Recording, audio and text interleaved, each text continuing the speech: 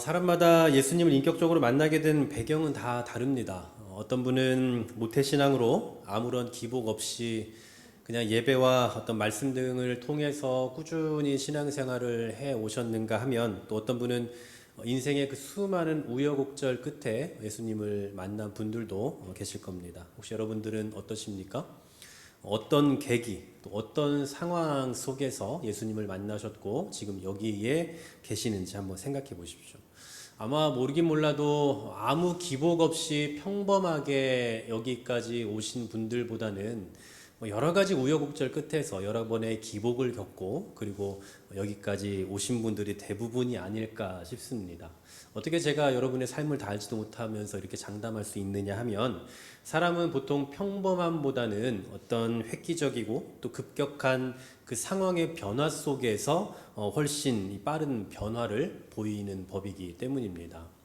예를 들면 이런 거죠. 그냥 평범하게 살아가는 사람에게 복음을 전하면 잘 듣지 않습니다. 하지만 죽음을 앞에 두고 있거나 아니면 큰 사고를 당했거나 아니면 어떤 슬픔을 당했거나 하는 사람에게 이 복음을 전하면 또 전혀 다른 효과가 나타나게 되죠. 저 역시도 그렇습니다. 짧게 제 이야기를 조금만 드리자면, 저는 모태신앙으로 평범한 크리스찬 가정에서 자랐고 그냥 습관적으로 또 교회를 다녔습니다. 아버지가 목사이고 또 집 앞에, 아니 방에서 한 발짝만 나오면 교회이니 교회를 나간다, 교회를 다닌다라고 표현하기도 민망할 정도죠. 하지만 그게 다였습니다. 제 안에 예수님은 없었고요. 그냥 저는 목사 아버지의 강요에 의해서 신앙생활하는 척 했을 뿐입니다. 그리고 누구나와 같은 이 사춘기 방황의 시절을 겪죠. 그러다가 고3 때였어요. 고등학교 3학년 때 갑자기 허리가 아프기 시작합니다. 그래서 그냥 아픈가 보다 하고 말았는데 점점 통증이 심해졌고 이제 학교도 갈 수 없는 그런 상황에 이르게 됩니다. 검사를 해보니 디스크가 터진 지 오래됐고 너무 오래돼서 썩었기 때문에 지금 당장 수술을 하지 않으면 활동을 할 수가 없다라는 이야기를 해요. 근데 저희 집은 가난한 개척교회입니다. 수술비를 마련할 길이 없어서 수술도 하지 못하고 그냥 그 아픔을 겪어야 했죠. 대학 입시 준비로 한참 입시 준비를 하고 학원도 다니고 공부를 해야 될 그 시점이었는데, 공부는커녕 그냥 이제 누워서 지내야 되는 상황이었고, 또 허리를 아팠던 경험이 있으신 분은 잘 아시겠지만 잠깐 일어나려고만 해도 한 과장이 아니라 한 두세 시간씩 걸려서 겨우겨우 일어나야 했던 그런 시간들을 쭉 보내왔습니다. 몸은 너무 아파서 죽겠는데 치료는 받을 수 없고, 그래서 하루하루를 정말 그냥 지옥 같은 생활을 했던 것 같아요. 고등학교 2학년 때 제가 신체 검사했을 때 키가 178에 몸무게가 한 60 후반대였던 걸로 기억이 납니다. 그런데 그 고통의 시간들 한 몇 개월을 지나고 나서 제 몸무게가 54kg로 줄었어요. 키가 178에 54kg면 그냥 뼈만 남아있는 상태라고 봐도 되겠죠. 이때 제가 할 수 있는 유일한 건 하나였습니다. 어릴 때 아버지 교회에서 그렇게 들었던 하나님, 그 형식상으로 믿는 척 했던 그 하나님을 의지하는 것밖에 없었어요. 지푸라기라도 잡아야 했기 때문입니다. 당시 저희 아버지 교회가 한 상가의 지하에 있었는데, 집이라고 하면 그 지하 교회 바로 뒤에 이렇게 커튼을 쳐서 한 2개 정도 막아놓고 거기서 이제 생활을 했거든요. 한 발짝만 나오면 정말 교회죠. 거기서 자는 것조차도 저에겐 사치였어요. 그래서 이제 예배당에 의자 2개를 붙여놓고 거기서 생활을 하기 시작했습니다. 친구들은 다 입시 준비하고 학원 다니면서 열심히 또 준비를 하고 있었지만, 저는 그런 건 저에겐 사치였고 그냥 쾌쾌한 냄새가 나는 그 지하 교회에서 성경책과 씨름을 하고 있었어요. 그리고 기도하고 있었고요. 아마도 평범한 고3 학생이었다면 내 인생은 끝났다 이런 절망에 빠졌을지도 모르겠습니다. 물론 저도 그랬죠. 저에게도 미래, 꿈, 비전 이런 게 있었지만 그냥 거기서 모든 게 다 무너졌습니다. 결국 저는 그냥 나는 끝이다 라고 생각하면서도 그래도 아프니까 살아야 되겠기에 그냥 기도하며 또 성경을 읽으며 그렇게 하나님을 찾기 시작했죠. 결국 저는 이 처절한 시기에 예수님을 인격적으로 경험하게 됐고, 그때 정말 가짜 신앙인이었던 제가 내가 목회자가 되겠다라고 서원을 하게 됐습니다. 저는요, 감히 긴 인생을 사시면서 숱한 고난의 세월을 사셨을 여러분 앞에서 저의 고생을 운운하는 게 너무나 부끄럽지만, 고생을 덜 했네, 고생 좀 해야겠네 라고 말을 들을 만큼 그렇게 편안하게 살았던 사람은 아닌 것 같습니다. 하지만 돌이켜보면 저에게 그런 시기가 있었기에 지금의 제가 존재하고 있는 건 너무나도 분명합니다. 제 인생에서 참 힘들었던 시기들이 있었는데 그 시기에 만났던 그 하나님에 대한 경험은 저의 평생의 그 평범했던 순간에 만난 그 하나님에 대한 경험보다도 훨씬 더 강렬하고 뚜렷했습니다. 무슨 얘기를 하려고 이런 말씀 드리냐면, 이처럼 사람은 뭔가 특별한 상황을 만났을 때에 더 급격한 변화를 가져오게 된다라는 사실이에요. 평범한 상황 속에서 만난 하나님보다 급격하고 획기적인 상황 속에서 만난 하나님이 훨씬 더 강렬하게 느껴진다라는 거죠.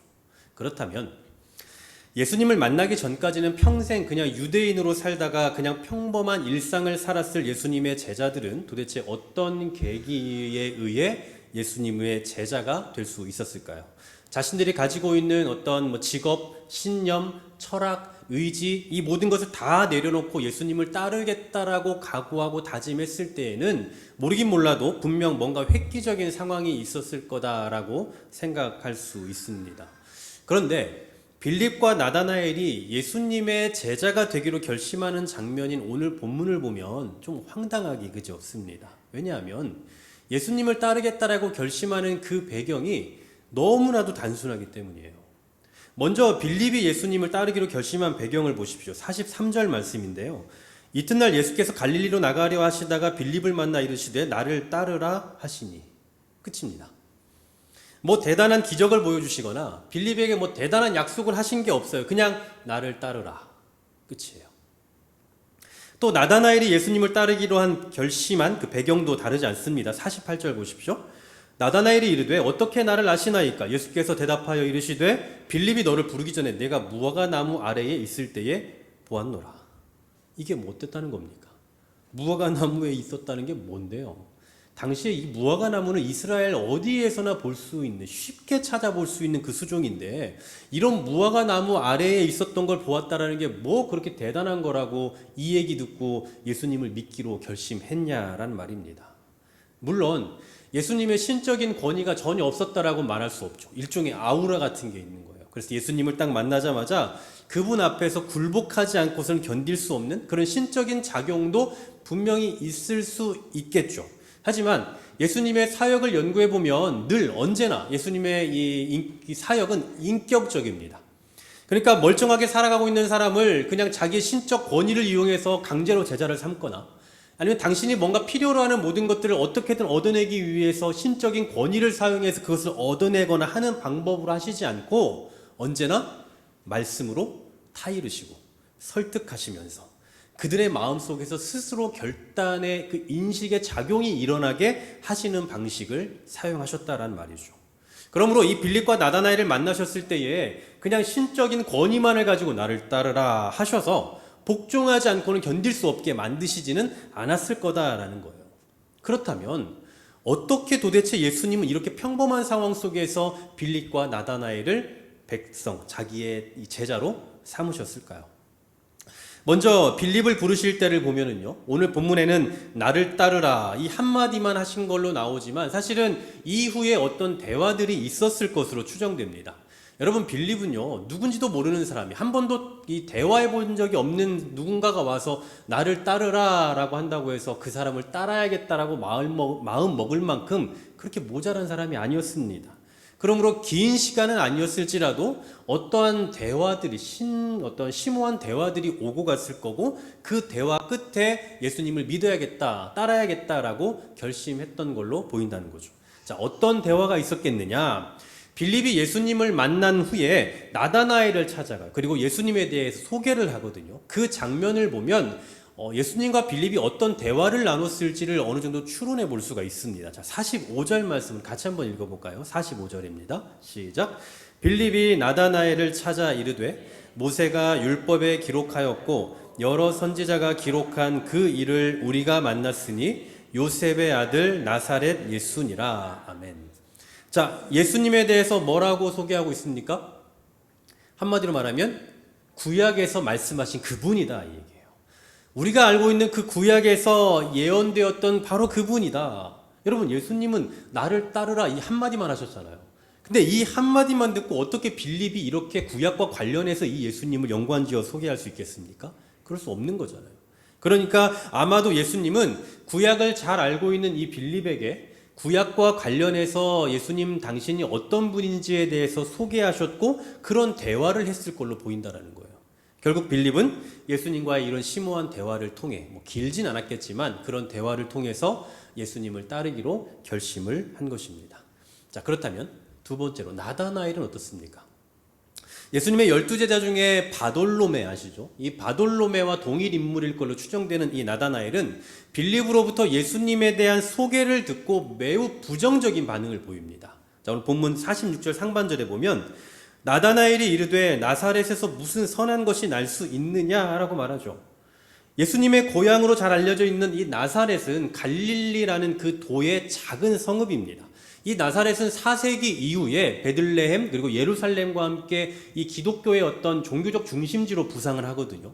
하지만 예수님 당시의 나사렛은 어땠냐면 우리로 말하면 그냥 촌이에요. 촌. 보이지 않는 아주 작은 촌. 게다가 그 당시에 나사렛 사람, 혹은 나사렛인이라고 표현하는 건 단순히 나사렛에 살고 있는 사람을 지칭하는 것이 아니라 아주 멸시가 담긴, 그러니까 아주 조롱하는 표현이 담긴 그 말이 그 당시에 나사렛인, 나사렛 사람이었습니다. 쉽게 말하면 천박한 동네, 천박한 사람들이라고 쓰이는 말이, 그 호칭이 그 당시에 나사렛 또는 나사렛인이었다라는 거죠. 그러니 나다나엘이 나사렛에서 무슨 선한 게 나올 수 있겠느냐라고 말하는 게 당연한 거예요. 게다가 나다나엘은 이 나사렛에서 약 5km, 6km밖에 떨어지지 않은 갈릴리 가나라는 곳의 사람이거든요. 그게 바로 옆 동네잖아요.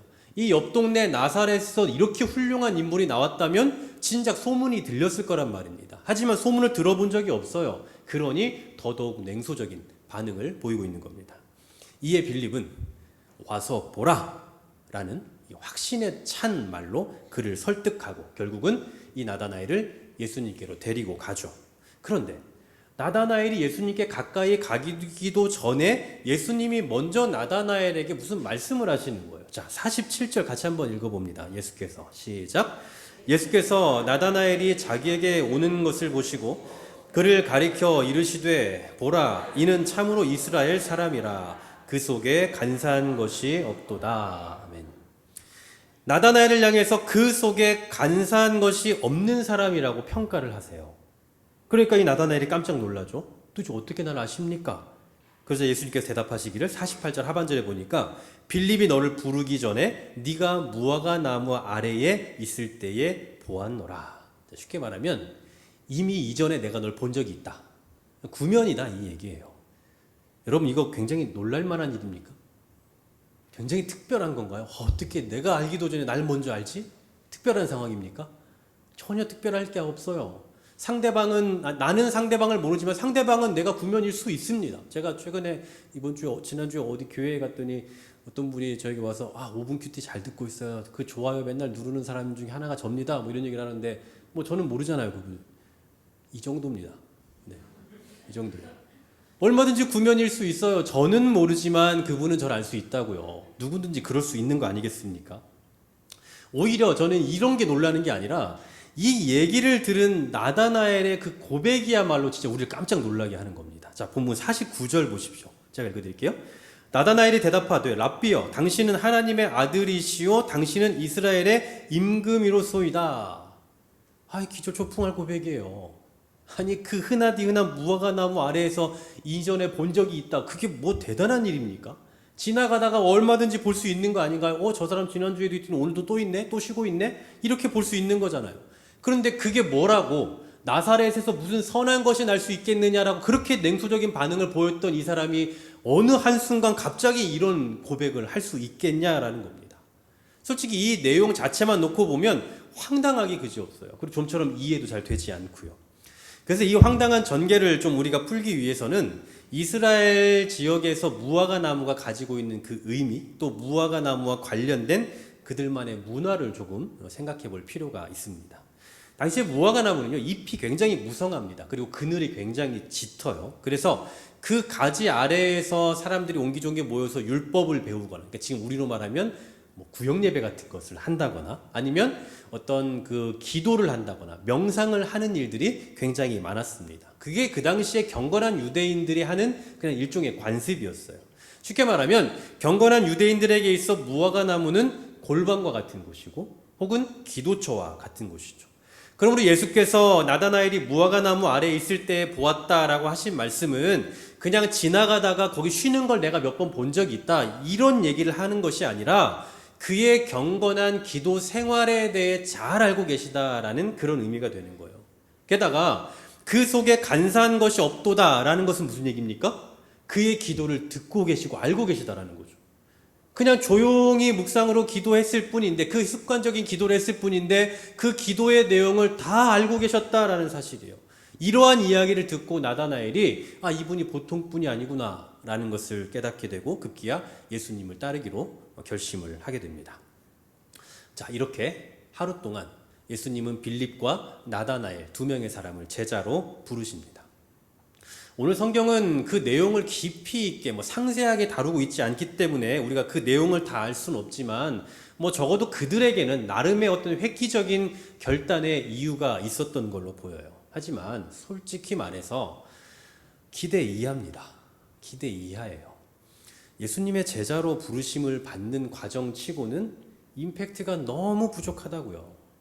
제가 서두에 제 이야기를 조금 드렸습니다만 솔직히 제가 예수님을 만나게 된 그 극적인 배경이나 과정이 오늘 방금 제가 이렇게 설명드린 이 빌립과 나다나엘이 예수님을 만나게 된 그 배경보다 훨씬 더 좀 뭔가 이렇게 또렷하고 좀 임팩트가 있지 않습니까?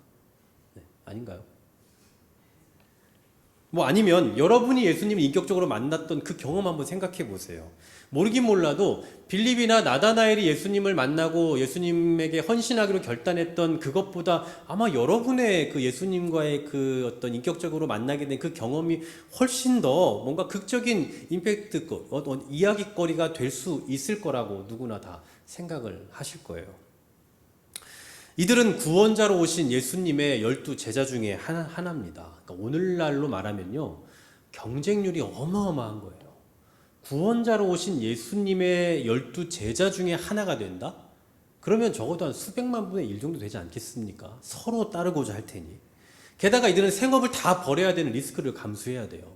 예수님을 따르려면 그래야 되기 때문에. 그리고 예수님이 죽으시고 부활하시고 승천하시고 나면 이 복음을 전 세계에 퍼뜨려야 되고 교회를 세워가는 그 복음을 증거해야 되는 그 막중한 사명이 부여된단 말입니다. 아무나 할 수 없는 자리예요. 그리고 하고 싶다고 해서 할 수 있는 자리도 아닙니다. 그러니 이런 자리에 부름을 받으려면 얼마나 극적인 스토리가 있어야 되겠냐라는 거예요. 이런 자리에 부름을 받으려면요. 우리가 TV에서 보는 어떤 그 오디션 프로그램만 보더라도 거기에서 10위 안에 드는 것만 해도 얼마나 다양한 그 과정들과 이야기거리들이 있습니까? 그런데 구원자이신 예수님의 12 제자 안에 들어가려고 한다면 얼마나 극적인 부르심이 있어야 되겠냐고요. 그런데 너무 평범해요. 뭔가 대단한 기적을 보여주시거나 어마어마한 복을 약속하셔서 내가 예수님 따르지 않으면 안 되겠다라고 할 만큼 스스로 결단할 만한 그런 부르심이 있을 줄 알았는데 오히려 우리가 예수님을 믿게 된 그 계기보다도 더 평범하다라는 말입니다. 오늘 우리는 이 두 사람을 부르는 장면만 봤잖아요. 이 빌립과 나다나엘을 부르는 장면만 봤지만 이 오늘 이전에, 그러니까 하루 전날에 예수님께서 3명의 제자를 부르시는 장면이 나옵니다. 요한과 안드레와 베드로예요. 그러니까 이 이틀 동안 예수님은 5명의 제자를 삼으신 거죠. 요한부터 이 나다나엘에 이르기까지 5명의 제자를 예수님께서 부르셨어요. 근데 이 5명의 제자를 부르시는 그 장면들을 보면요, 하나같이 획기적인 부르심이 아니라 그냥 지극히 평범한 부르심이라는 걸 볼 수 있습니다. 우리가 기대하는 엄청난 경쟁률을 뚫고 됐다거나 아니면 죽었다가 살아나서 결심을 했다거나 아니면 엄청 잘 나가던 사람이 빈털터리가 돼서 하나님 아니면 할 수 없습니다 해서 무릎 꿇고 왔다거나 하는 그러한 극적인 스토리가 하나도 없다고요. 오늘 우리가 주목해 보려 하는 게 바로 이 점입니다. 우리가 믿는 하나님은 전지전능하신 분이죠. 그래서 우리가 생각하지 못했던 일들을 다 하실 수 있는 분이에요. 죽을 것 같았는데 살아나게 하시고요. 도무지 풀리지 않을 것 같았는데 풀어주시고, 내 힘으로는 도무지 안 될 것 같았는데 하나님이 하셔서 다 되게 하시는 그런 반전을 일으키시는 분이라고요. 하나님께서 역사하시면 다 그렇게 됩니다. 다 그렇습니다. 안 되던 것도 되고요. 불가능하던 것도 가능케 돼요. 하지만 이런 것만이 하나님의 역사와 하나님의 부르심은 아니다라는 겁니다. 다시 말해서 하나님의 역사는 언제나 기적이나 아니면 신비스러운 어떤 그런 일들을 통해서만 나타나지 않고 대부분 지극히 평범하면서도 지극히 일상적인 매우 인격적인 방식으로 나타난다라는 사실이에요. 제가 신대원 가서 놀랬던 게 뭐냐면 하나같이 다 죽었다 살아나는 사람들 뿐이에요.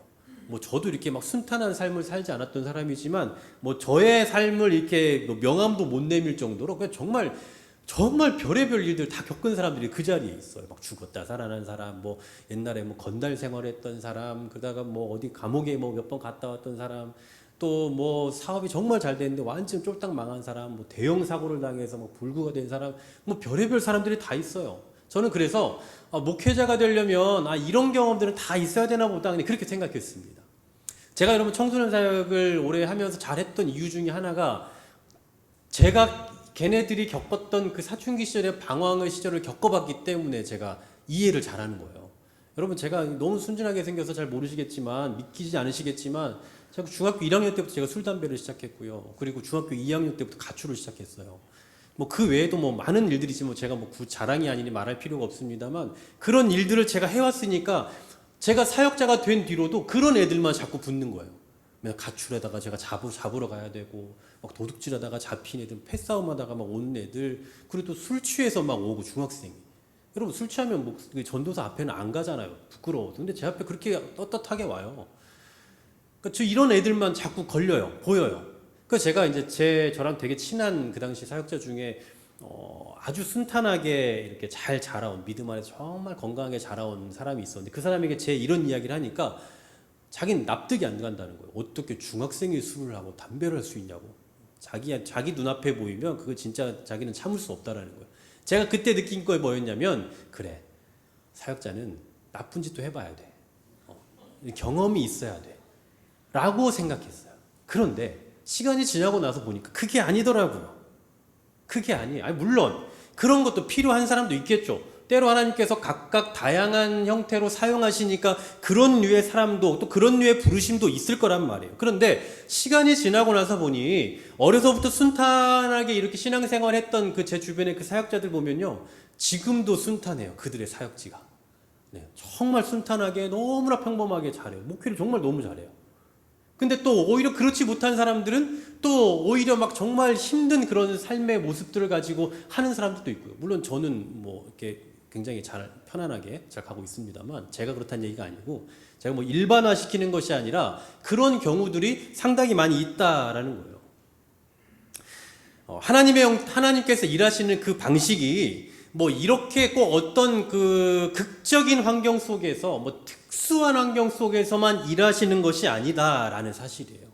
우리가 생각하는 것처럼 막 뭔가 임팩트 있고 강한 부르심이 있고 막 죽었다 살아나야 되고 기적이 일어나야 되고 그런 것이 아니다고요. 오히려 지극히 평범한 일상 속에서 우리를 부르시고 사용하실 때가 있고 그러한 하나님의 부르심에는 후회하심이나 실패가 결코 없다라는 사실입니다. 빌립과 나다나엘이 예수님을 만나게 된 그 배경 그리고 그들의 결단의 과정을 보면 너무나 평범하지만 예수님은 그 평범한 만남과 부르심과 대화 속에서 예수님에 대한 절대적인 확신을 갖게 하셨어요. 그리고 예수님이 실제로 이 땅에 육신을 갖고 계시지 않은 승천하신 이후에도 이들은 여전히 그 믿음이 변치 않고 끝까지 그 믿음을 유지해가며 복음을 전하는 전파자로서의 삶을 살았다는 겁니다. 우리가 기대했던 정도의 극적인 환경이 아닌 너무나도 평범하고 잔잔한 부르심이었지만 이 잔잔한 부르심은 그 어떤 극적인 부르심보다도 확신 있고 또 강력한 결과를 만들어내더라는 얘기예요. 이처럼 평범하고 잔잔한 상황 속에서 일하시는 하나님의 역사는 그 어떤 극적인 부르심 못지않게 능력 있고 강력하다라는 사실을 잊지 마시길 바랍니다. 여러분 천국도 한번 갔다 와봐야 되고 좀 죽었다 살아나봐야 되고 병도 고침 받아봐야 되고 뭐 이런 대단한 기적 경험하지 않아도 아무 상관없어요. 너무나도 잔잔하고 평범한 신앙생활이라고 해서 능력이 없다고 생각하시면 안 됩니다. 우리 자신이 그렇든 아니면 뭐 상대방이 그렇든 이런 걸 가지고 우리가 뭐 능력이 없네 뭐 경험도 못 해봤네 이렇게 생각할 필요가 조금도 없다고요.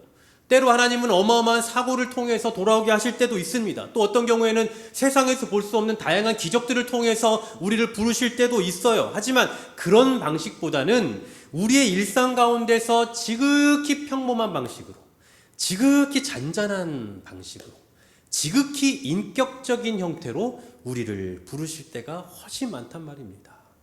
기도가 끝나고 나갔더니 막 기도했던 그 기도의 제목들이 하늘에서 막 뚝뚝 떨어지거나, 하나님 지혜 좀 주십시오라고 했더니 막 집에까지 가는 길에 보이는, 내 눈에 보이는 모든 것들이 내 머릿속에 다 기억이 되고, 뭐 이런 놀라운 기적 같은 일을 벌어지는 거, 뭐 이런 일들보다는 오늘도 만나게 될 아주 지극히 평범한 사람들과의 그 대화, 오늘도 내가 있게 될 그 회사, 가정, 학교, 그곳에서의 이 하나님의 만남, 그 세미한 음성을 통해서 하나님을 경험하게 하실 때가 훨씬 많더란 말입니다.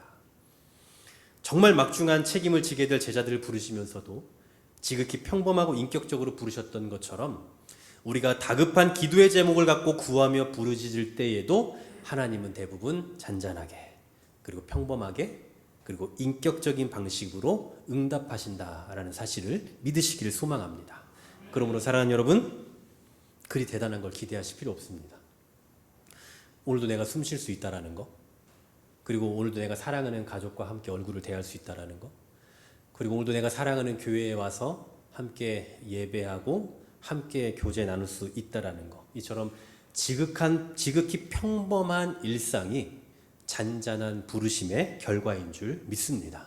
뭔가 특별하고 극적인 상황이 펼쳐져야만 하나님의 역사이고, 평범한 일상은 나에게 당연히 주어진 것이다, 당연한 거다라고 생각하지 마십시오. 오히려 평범한 일상이야말로 우리에게 주어진 가장 큰 은혜입니다. 그런 의미에서 지금 여러분은 가장 큰 은혜를 누리고 계시고, 또 이번 한 주간도 여러분은 가장 큰 은혜를 누리게 되실 줄로 믿습니다. 오늘도 내가 살아가는 세상, 오늘도 내가 처하는 그 환경, 교회, 가정, 직장, 학교, 그곳에서 지극히 평범한 가운데 일하시는 그 하나님의 역사를 당연한 것으로 여기지 말고, 오늘도 잔잔하게 나를 부르고 계시다, 오늘도 잔잔함 속에서 나에게 말씀하고 계신다 라고 생각하며 그것을 은혜로 여기며 살아가는 저와 여러분 되시기를 주의 이름으로 간절히 소망합니다.